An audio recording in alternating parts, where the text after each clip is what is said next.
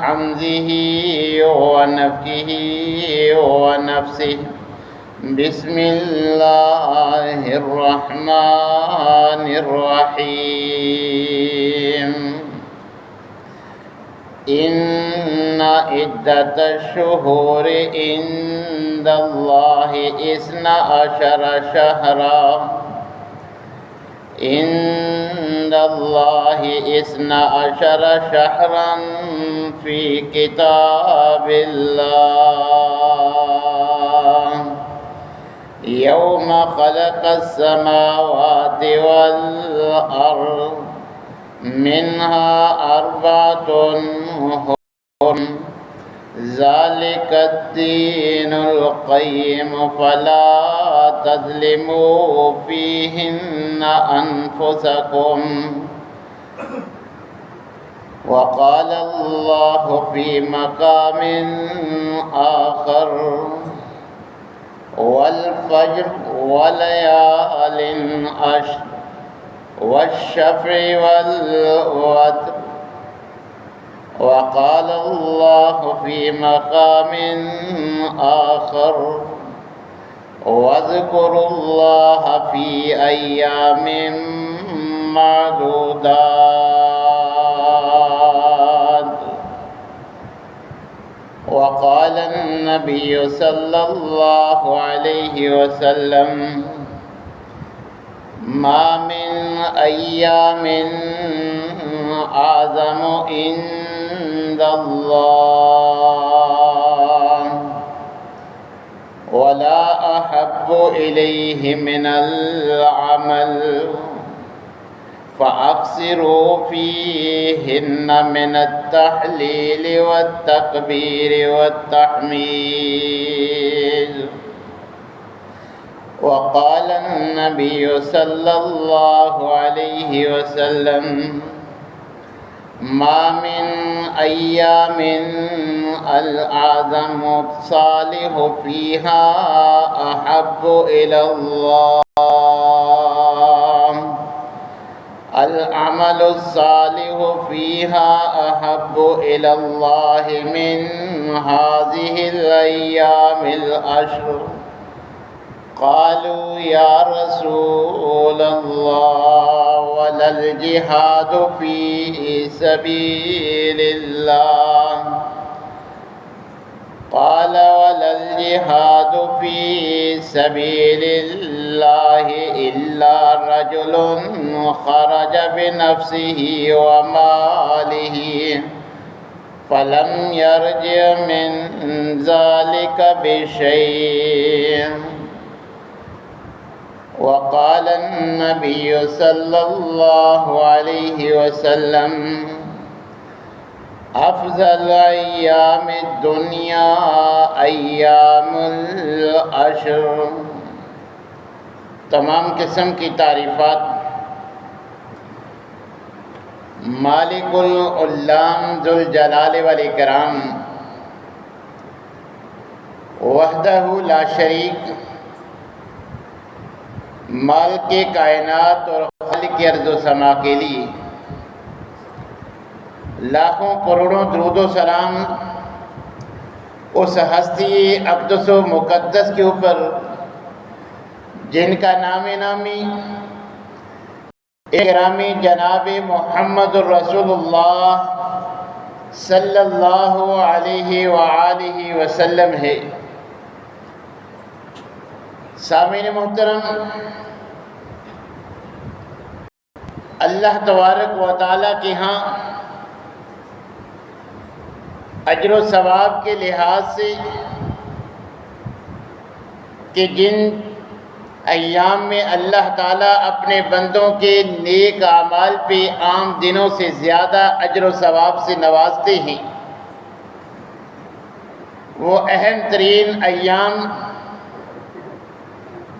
ذی الحجہ مہینے کے ابتدائی 10 ایام ہیں کہ جن کی عظمت کا اندازہ اس بات سے بھی لگایا جا سکتا ہے کہ اللہ تبارک و تعالیٰ نے قرآن میں ان دنوں کی راتوں کی قسم اٹھائی ہے کہ والفجر، فجر کی قسم، ولیال عشر، ذو الحجہ مہینے کے ان 10 دنوں کی راتوں کی قسم، اور اسی طرح ان 10 دنوں میں اللہ تبارک و تعالیٰ نے بالخصوص اپنے ذکر کا حکم دیا ہے کہ وَاذْكُرُوا اللَّهَ فِي أَيَّامٍ مَّعْدُودَاتٍ، کہ یہ گنے ہوئے چند دن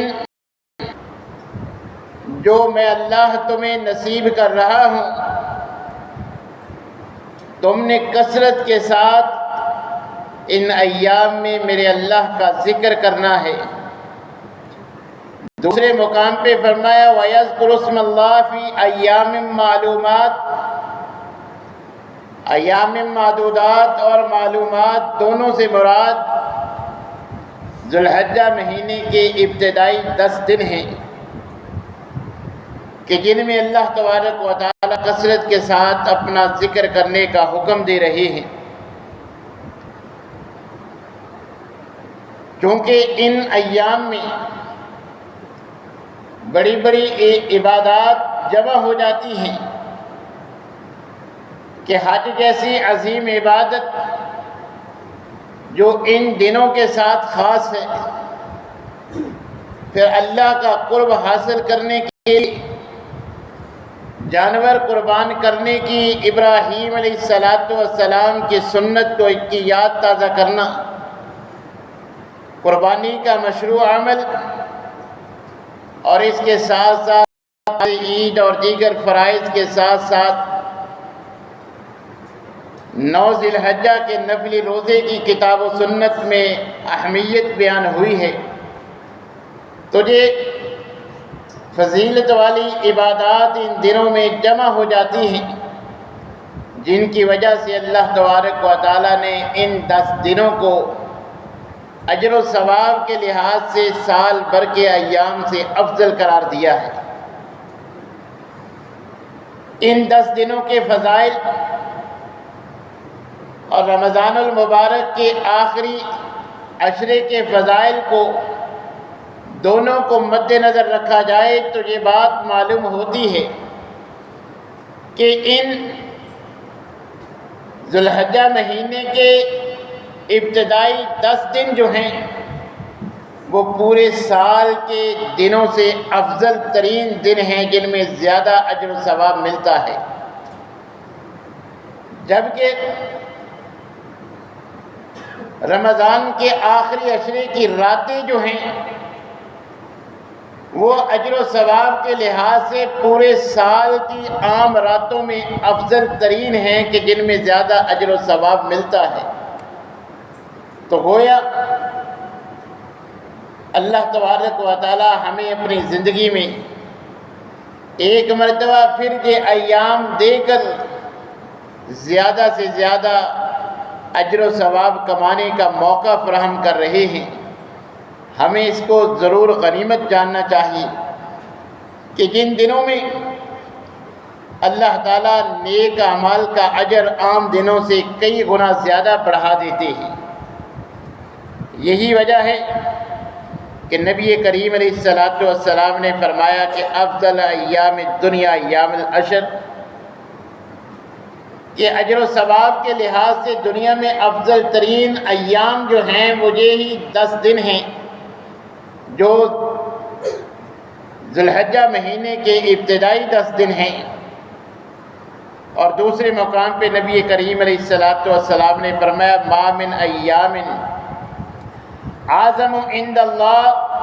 ولا احب الیہ من العمل، کہ ان 10 دنوں کے علاوہ کوئی دن نہیں کہ جس دن کا کیا ہوا عمل اللہ کو زیادہ پسند ہو، اللہ اس سے زیادہ اجر دیتے ہوں۔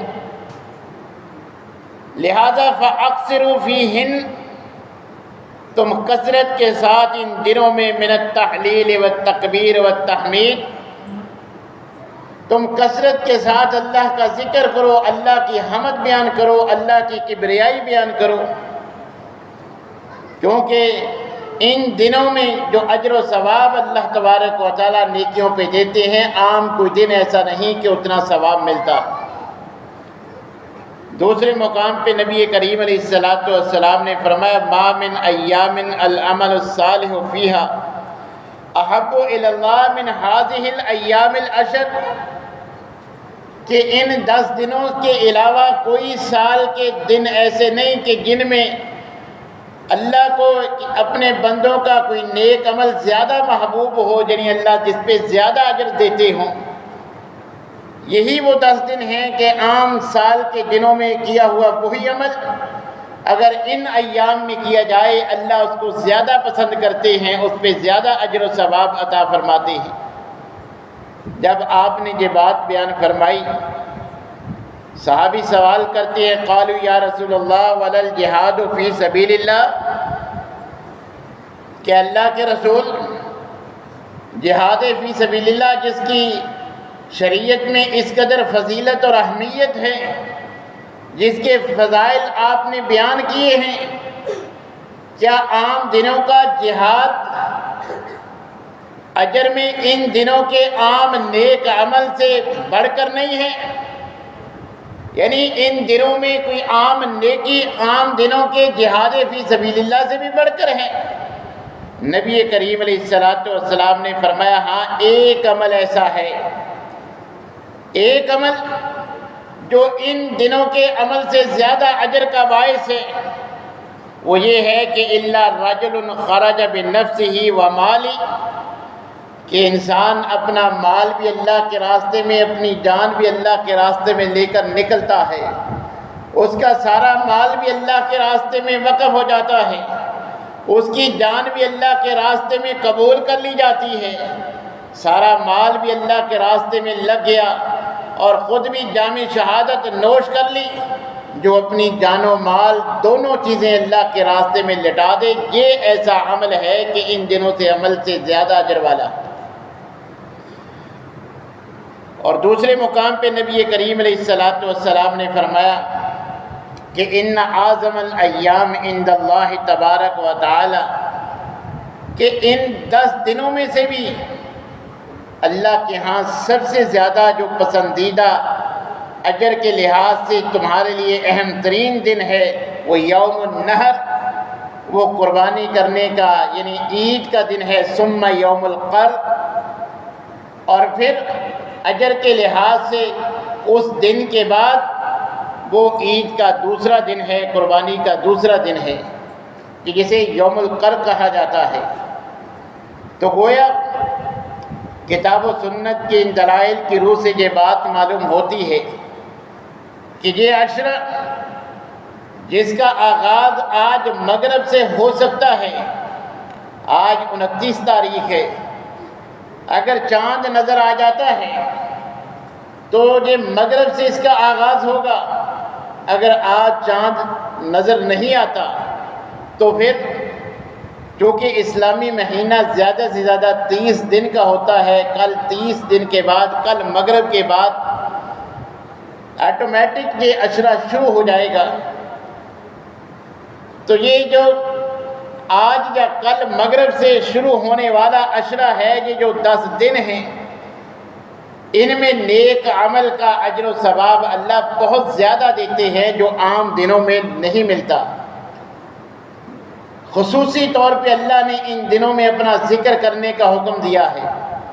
اور نبی کریم علیہ السلام نے بھی اس کی ترغیب دلائی ہے، فَأَكْثِرُوا فِيهِنَّ مِنَ التَّحْلِيلِ وَالتَّكْبِيرِ وَالتَّحْمِيدِ، کہ تم اس موقع کو غنیمت جانتے ہوئے اللہ کی رضا والے کثرت سے کام کرو، فرائض کا ساتھ ساتھ نوافل کا اہتمام کرو۔ اگر عام دنوں میں فرائض میں سستی ہے تو ان دنوں میں سستی نہیں ہونی چاہیے۔ عام دنوں میں صرف فرائض پہ اکتفا ہے، تو ان دنوں میں فرائض بھی بروقت ہوں، فرائض کے ساتھ ساتھ ان دنوں کی اہمیت کے زیادہ اجر و ثواب کے پیش نظر نوافل کا بھی اہتمام کیا جائے۔ اور خود نبی کریم علیہ السلام بھی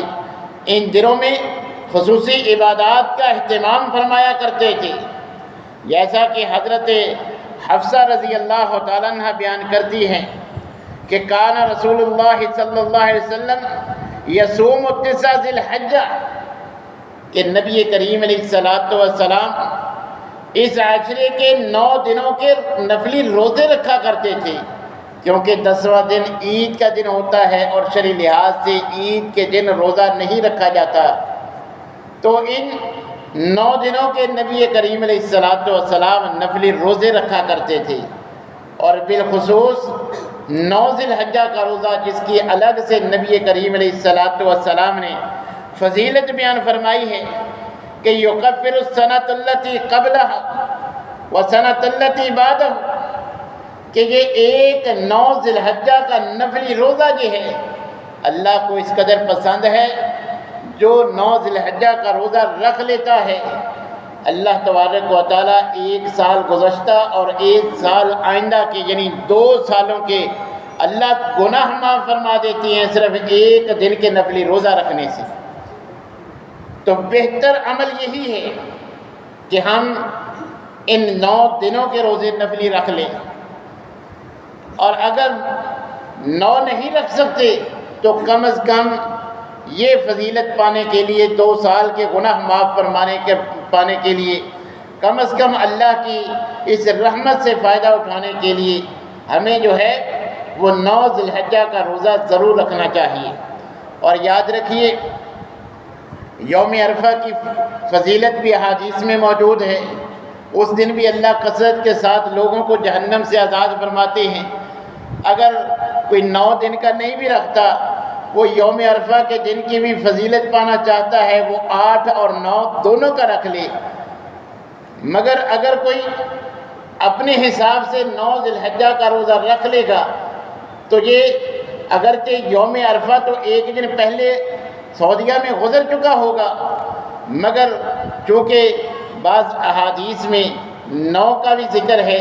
ہماری 9 1 دن بعد ہوتی ہے، حاجی 1 دن پہلے جو ہے وہ عرفات میں ہوتے ہیں۔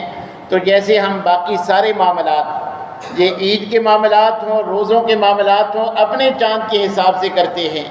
ہماری لیلۃ القدر یہ تاکرات ہمارے چاند سے ہوتی ہے اور ان کے چاند کے حساب سے، لہذا ہمیں اپنے حساب سے بھی اگر 9 ذی الحجہ کا ہم روزہ رکھ لیں گے تو انشاءاللہ العزیز جو نبی کریم علیہ السلام نے 2 سال کے گناہوں کی فضیلت بیان فرمائی ہے، اللہ تبارک و تعالیٰ ضرور روزہ رکھنے والے کے حصے میں لکھ دیں گے۔ بہتر صورت یہ ہے کہ اس 9 دنوں کے روزے رکھ لیں، یا کم از کم 8 اور 9 کا رکھ لیں، یا کم از کم 9 ذی الحجہ کا روزہ جو ہے وہ ضرور رکھ لیں۔ اللہ کے اس موقع سے ضرور فائدہ اٹھائیں، نہ جانے آئندہ سال یہ دن ہماری زندگی میں آئیں نہ آئیں، ہمیں اللہ فراہم کریں یا اس سے پہلے ہم جو ہے وہ اس دنیا سے رخصت ہو جائیں۔ لہٰذا زندگی میں جو اللہ تعالیٰ ہمیں صحت و عافیت کے دوران یہ ایام لا رہے ہیں تو ہمیں ان سے جو ہے وہ بھرپور فائدہ اٹھانا چاہیے۔ اور ان دنوں کے معاملہ میں نبی کریم علیہ السلام نے ہماری رہنمائی فرمائی ہے، اذا رأیتم ہلال ذی الحجہ واراد احدکم ان یضحی، کہ جب تم ذی الحجہ مہینے کا چاند دیکھو اور تم میں سے کسی کا قربانی کا ارادہ ہو، آج چاند متوقع ہے، تو نبی صلی اللہ علیہ وسلم کے اس فرمان کے مطابق جن احباب نے قربانی کرنی ہے، نبی صلی اللہ علیہ وسلم کا حکم ہے فَلْيُمْسِكْ عَنْ شَعْرِهِ وَأَظْفَارِهِ، کہ وہ اپنے ناخنوں سے اور جسم کے بالوں سے جو ہے وہ کاٹنے سے رک جائے۔ جس نے قربانی کرنی ہے یا جن کی طرف سے قربانی کرنی ہے، جو گھر کا سربراہ قربانی کرتا ہے، گھر کے سبھی افراد اس میں شامل ہوتے ہیں، پورے گھر کی طرف سے ہوتی ہے، تو سارے گھر والوں کو جو ہے وہ اس کا ضرور التزام کرنا چاہیے۔ بلکہ ایک روایت اگرچہ وہ سند کے اعتبار سے ذرا کمزور ہے کہ جس کو توفیق نہیں ہے وہ قربانی تو نہیں کر سکتا، استطاعت نہیں رکھتا، مگر وہ بھی اس نبی صلی اللہ علیہ وسلم کی بات پہ عمل کر لیتا ہے کہ ذوالحجہ کا چاند نظر آنے سے لے کر نماز عید کی ادائیگی تک جنہوں نے قربانی کرنی ہے وہ قربانی کرنے تک، جنہوں نے قربانی نہیں کرنی وہ عید کی نماز پڑھنے تک وہ اپنے جسم کے زائد بال جو ہے وہ نہیں کاٹتے، ناخن نہیں تراشتے۔ تو نبی کریم علیہ الصلوۃ والسلام نے فرمایا کہ اللہ تعالیٰ اس عمل کو اتنا پسند کرتے ہیں کہ طاقت نہیں تھی قربانی تو نہیں کی، مگر اس عمل کی وجہ سے اللہ قربانی کرنے والے جتنا ثواب دے دیتے ہیں۔ تو جنہوں نے قربانی کرنی ہے یا جن کی طرف سے قربانی کی جانی ہے انہیں تو ضرور اس کا اہتمام کرنا چاہیے۔ آج بھی مغرب سے پہلے وقت ہے، اگر چاند نظر نہیں آتا، زیادہ امکان ہے نظر آنے کا، اگر نہیں نظر آتا تو کل مغرب کی نماز تک وقت ہوگا بال کٹوانے کا، جسم کے زائد بال جو ہیں وہ صاف کرنے کا اور ناخن تراشنے کا۔ پھر جو قربانی کرنا چاہتے ہیں وہ قربانی کرنے کے بعد یہ کام کریں گے، جو قربانی نہیں کر رہے وہ نماز عید پڑھنے کے بعد اگر ضرورت ہو جائے یہ کام کریں گے۔ اور یہ بھی یاد رکھیں اس وقت اگر ضرورت ہے تو کر لیں، اگر اس وقت ان کاموں کی ضرورت نہیں تو کرنا ضروری نہیں ہے۔ یہ ضروری ہے کہ چاند نظر آنے سے لے کر اس وقت تک ہم نے یہ کام نہیں کرنا۔ ویسے شرعی لحاظ سے ان کاموں کی زیادہ سے زیادہ حد جو ہے وہ 40 دن متعین ہے کہ آپ 40 دن سے زائد سستی نہیں کر سکتے، کیونکہ ہمارا دین جو ہے وہ طہارت پسند ہے۔ اگر آپ کو ایک ہفتے بعد بھی محسوس ہو کہ پاکی کی مجھے ضرورت ہے تو کم کی لمٹ نہیں ہے، آپ روزانہ چاہے ناخن تراش سکتے ہیں، جب ضرورت ہو کر سکتے ہیں، مگر زیادہ سے زیادہ جو ہے وہ 40 دن تک اس کی حد ہے۔ یہ کام 40 دن سے زائد نہیں کرنے چاہیے، اس سے پہلے جب ضرورت محسوس کرے انسان کو پاک صاف اور صاف ستھرا رہنا چاہیے۔ یہ عادت درست نہیں ہے جیسے ہمارے معاشرے میں بعض احباب کی پائی جاتی ہے کہ کئی مہینے گزر جاتے ہیں وہ صفائی نہیں کرتے، وہ ناخن نہیں تراشتے، وہ مرد ہوں یا عورت، فطرت میں یہ بات شامل ہے کہ ان کو ناخن تراشنے چاہیے۔ کھانے کے لیے ہاتھ استعمال ہوتے ہیں اور یہی گندگی صفائی کے لیے استعمال ہوتے ہیں، ان میں گندگی پھنس جاتی ہے۔ طبی لحاظ سے بھی درست رہی، شرعی لحاظ سے بھی جو ہے وہ 40 روز سے زائد یہ عمل جو ہے وہ اس میں سستی نہیں کرنی چاہیے۔ یوں ہی ضرورت محسوس ہو یہ کام کر لینا چاہیے، 40 دن کا بھی انتظار نہیں کرنا چاہیے۔ سال میں یہ ایام ہیں کہ ذوالحجہ کا چاند نظر آنے سے لے کر قربانی کرنے والوں کو قربانی کرنے تک، اور جنہوں نے نہیں کرنی وہ عید پڑھنے تک یہ کام نہیں کریں گے۔ اگر یہ نہیں کریں گے تو ان کو بھی قربانی والے جتنا جو ہے وہ اجر و ثواب ملے گا۔ لہذا جن احباب کو ضرورت ہے وہ آج مغرب سے پہلے جو ہے یہ کام کر سکتے ہیں۔ اسی طرح نبی کریم علیہ الصلوۃ والسلام نے بھی ان دنوں میں کثرت کے ساتھ جو ہے وہ ذکر اذکار کا حکم دیا ہے۔ خود اللہ نے ہمیں حکم دیا ہے کہ ان دنوں میں کثرت کے ساتھ جو ہے وہ ذکر کرو۔ تو ہمیں کوشش کرنی ہے کہ جو فرائض ہیں، جو اللہ نے فرضی نمازیں ہمارے ذمے کی ہیں، آئندہ عام دنوں میں ہم ان میں سستی کرتے تھے، جماعت کے ساتھ نہیں پڑھ سکے تھے، مگر ان دنوں میں ہم نے وہ باجماعت پڑھنی ہے۔ ان دنوں میں فرائض کے ساتھ ساتھ نوافل کا بھی اہتمام کرنا ہے۔ نفلی روزوں کے بارے میں آپ سن چکے ہیں۔ اسی طرح صدقات خیرات جتنے بھی اللہ کی رضا والے کام ہیں، عام دنوں میں اگر ہم ان میں سستی کرتے تھے تو ان دنوں میں ان کا اجر و ثواب اور زیادہ جو ہے وہ بڑھ سکتا ہے۔ اور جن کے فرضی روزے قضا ہیں وہ چاہیں تو وہ رکھ لیں، مگر یہ ضروری نہیں کہ جنہوں نے ابھی فرضی روزوں کی قضا نہیں دی ان دنوں میں نفلی روزے نہیں رکھ سکتے، کیونکہ شریعت نے رخصت دی ہے۔ بیماری یا سفر کی بنا پر چھوڑے تھے، ان کی لمٹ آئندہ رمضان تک ہے۔ یہ نہیں کہ آپ نے فرضی کی قضا ہی نہیں دی تو آپ نفلی کیسے رکھیں، آپ کو پہلے وہ رکھنے چاہیے۔ یہ کوئی شرعی شرط نہیں ہے۔ اگر آپ بہتر سمجھتے ہیں کہ ان دنوں میں نفلی روزے رکھیں، وہ قضائی ابھی باقی ہے وہ بعد میں آپ دے سکتے ہیں، یہ کوئی شرعی قائد نہیں ہے کہ پہلے وہ قرض ادا کریں اس کے بعد جو ہے وہ نفلی روزے رکھے۔ یہ اپنی طرف سے جو ہے وہ لوگوں میں پھیلائی ہوئی بات ہے۔ تو ان دنوں میں نفلی روزوں کا اہتمام کرنا ہے، کثرت کے ساتھ جو ہے وہ اللہ کی حمد والے، اللہ کے ذکر والے کلمات کہنے ہیں۔ اور بہتر یہ ہے کہ پورے عشرے میں 13 ذی الحجہ تک جو ہے ہم تکبیرات کا اہتمام کریں، مگر بالخصوص جو ہے وہ 9 ذی الحجہ سے لے کر 13 ذی الحجہ تک تو نبی کریم علیہ الصلوۃ والسلام کی عام سنت ہے، مگر صحابہ کرام کا طرز عمل یہی تھا کہ جیسا کہ امام بخاری رحمۃ اللہ علیہ نے حضرت عبداللہ بن عمر اور حضرت ابو ہریرہ رضوان اللہ علیہ مجمعین کا یہ عمل بیان کیا ہے کہ وہ ان دنوں کی فضیلت کے پیش نظر کہ جن دنوں میں اللہ نے بھی اپنا ذکر کرنے کا حکم دیا ہے، نبی صلی اللہ علیہ وسلم نے بھی کثرت سے اللہ کے ذکر کی ترغیب دلائی ہے، وہ بازاروں میں نکل جاتے، کوئی چیز نہ خریدنی ہوتی نہ بیچنی ہوتی، بازار میں جانے کا صرف ایک ہی مقصد ہوتا کہ وہ جب مسلمانوں میں سے گزرتے بلند آواز سے تکبیرات کہتے، سننے والوں کو یاد آ جاتی، سننے والے بھی جو ہے وہ تکبیرات سن کے جو ہے وہ تکبیرات کہنی شروع کر دیتے۔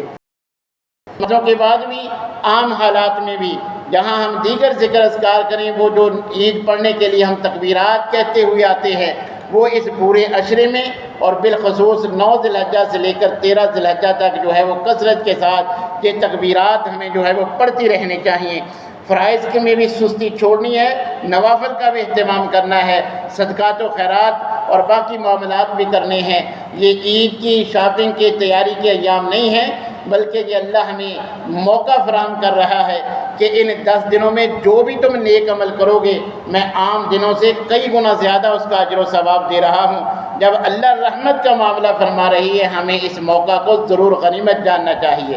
اور چونکہ آپ سن چکے ہیں حدیث کی روح سے کہ سال بھر کے افضل ترین ایام یہ 10 دن ہیں، اور عید کا ایک دن ہی اس میں جو ہے وہ شامل ہے، یعنی جس نیکی کا اجر جن دنوں میں عام دنوں سے زیادہ ملتا ہے، عید کا وہ صرف پہلا دن ان میں شامل ہے۔ اگر ہم چاہتے ہیں کہ ہماری قربانی کا بھی ہمیں اجر عام دنوں سے زیادہ ملے، اور ویسے بھی جائز تو ہے 13 ذی الحجہ تک، مگر نبی صلی اللہ علیہ وسلم کی ہمیشہ کی سنت یہی آپ عید ہی کے دن قربانی کرتے تھے، اور نبی صلی اللہ علیہ وسلم نے یہ بات فرمائی ہے کہ آج کے دن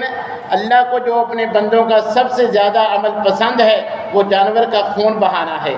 تو اگر ہم چاہتے ہیں کہ جو ہم قربانی کر رہے ہیں، جو ہمارا ارادہ ہے، اس کا ہمیں زیادہ سے زیادہ اجر و ثواب ملے، تو ہمیں اپنی بکنگ، اپنی بات چیت جس نے کسائی نے کرنا ہے اسے اس انداز میں کرنی چاہیے کہ عید کے دن مغرب سے پہلے ہماری قربانی، ہمارا جانور قربان ہو جانا چاہیے، تاکہ اس کا ہمیں زیادہ سے زیادہ اجر ثواب مل سکے، کیونکہ مغرب کے بعد جو اجر ملے گا وہ مغرب سے پہلے کئی گنا زیادہ ملے گا۔ تو لہٰذا ہمیں ان دنوں میں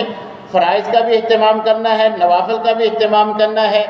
بہتر ہے 9 کے 9 روزے رکھ لیں، یا کم از کم 8-9 کا، یا صرف جو ہے وہ 9 ذی الحجہ کا روزہ تو سب ضرور رکھیں، اور فرائض کے ساتھ ساتھ نفلی صدقات و خیرات کا، دیگر نیک کاموں کا، جو بھی اللہ کی رضا والے کام ہیں، عام دنوں میں اگر ان میں سستی تھی وہ سستی ترک کر کے ان دنوں میں ضرور کرنا چاہیے، کیونکہ ان دنوں میں اللہ تعالیٰ عام دنوں سے زیادہ اجر و ثواب دیتے ہیں۔ اللہ تبارک و تعالیٰ سے دعا ہے کہ اللہ تعالیٰ ہمیں بار بار کے دن نصیب فرمائے اور بار بار زندگی میں ہمارے آئے، اور ہمارے لیے یہ سعادت میں، اور ہمارے لیے جو ہے وہ مغفرت میں، اور آخرت کے لیے یہ ہمارے نیک اعمال، ہماری یہ محنت جو ہے اس کو ذخیرہ بنائے۔ اور بالخصوص جو میں نے آپ کے بعد گوش گزار کی ہے، جو احباب اب آئے ہیں کہ ناخن تراشنی ہے یا جسم کے بالوں کی صفائی کرنی ہے، وہ آج مغرب سے پہلے خود بھی اہتمام کر لیں، گھر والوں کو بھی متنبہ کر دیں، پھر یہ کام جو ہے وہ عید پڑھنے کے بعد، قربانی کرنے والوں نے قربانی کرنے کے بعد کرنے ہیں۔